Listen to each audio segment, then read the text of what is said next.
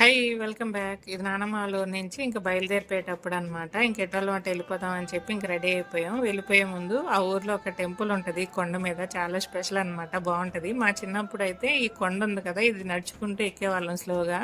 అప్పుడు ఇలా రోడ్డు గానీ, స్టెప్స్ గానీ ఉండేవి కాదు. ఇప్పుడైతే డైరెక్ట్‌గా టెంపుల్ దగ్గరికి రోడ్డేసేశారు. మాకు అప్పటికి ఇప్పటికి అసలు సంబంధమే లేనట్టు అనిపించింది. మొత్తం రీకన్‌స్ట్రక్షన్ చేస్తున్నారంట. ఇక్కడి నుంచి చూడటానికి వ్యూ చాలా బావుంటది. చుట్టూ ఓపెన్ ప్లేస్ అనమాట. మా చిన్నప్పుడైతే ఇంకా బాగుండేది ఇప్పుడు కంటే కూడా. ఇంకా లోపలికైతే వెళ్ళిపోయి దర్శనం చేసుకున్నాం. దర్శనం కూడా చాలా బాగా జరిగింది. పంతులు గారు కూడా మాకు తెలిసిన అతనే.